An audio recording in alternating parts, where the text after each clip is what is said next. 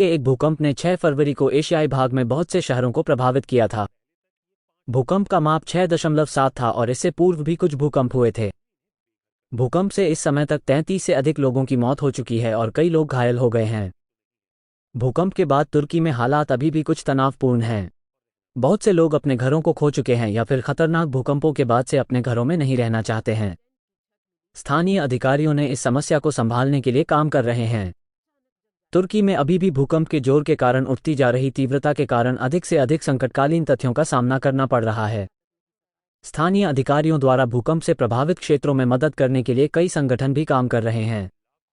इस समय तुर्की में बचाव उपायों को बढ़ावा देने के लिए नियमित रूप से अलर्ट।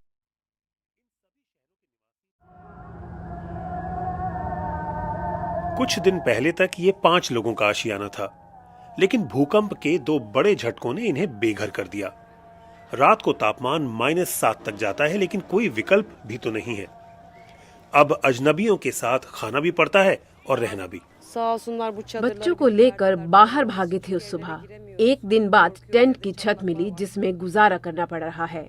बच्चे रात को अचानक जग जाते हैं डर के मारे। हम अपने घर को बहुत मिस करते हैं। पिछले 10 दिनों में हम में से कोई भी नहा तक नहीं सका है। तुर्की और सीरिया में आए इस भूकंप ने लाखों इमारतों को ध्वस्त कर दिया है और कई शहर कस्बे वीरान हो चुके हैं। इन सभी शहरों के निवासी तब से कैंपों में हैं, जिनकी तादाद बढ़ती जा रही है। लेकिन इन कैंपों को रहने लायक भी तो बनाए रखना पड़ेगा। बढ़ते समय के साथ इस बात की उम्मीदें धुंधली होती जा रही हैं कि और सर्वाइवर्स निकाले जा सकेंगे, लेकिन एक बड़ी चुनौती अब इमर्ज कर रही है क्लीन टॉयलेट्स, साफ पानी और फ्रेश खाना प्रोवाइड करने की। लाखों लोग अभी भी तुर्की में इस तरह के कैंपों में रह रहे हैं, बिना ये जानते हुए कि वो अपने घर कब वापस लौट सकेंगे।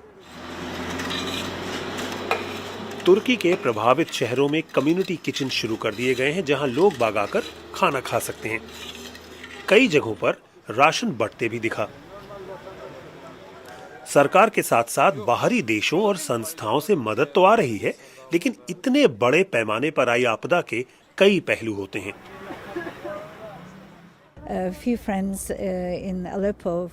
अलेप्पो में साथियों ने बताया कि शहर तकरीबन खत्म हो चुका है और हैजा फैल रहा है।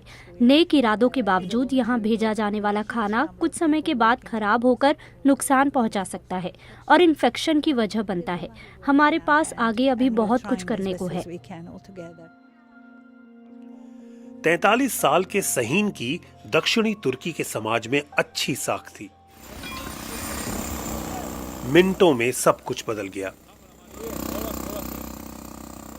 अपने चाचा के परिवार के शवों को इन्होंने खुद बाहर निकाला और जिस जगह पर हमसे बात की, वहां कुछ दिन पहले इनका अपना घर था।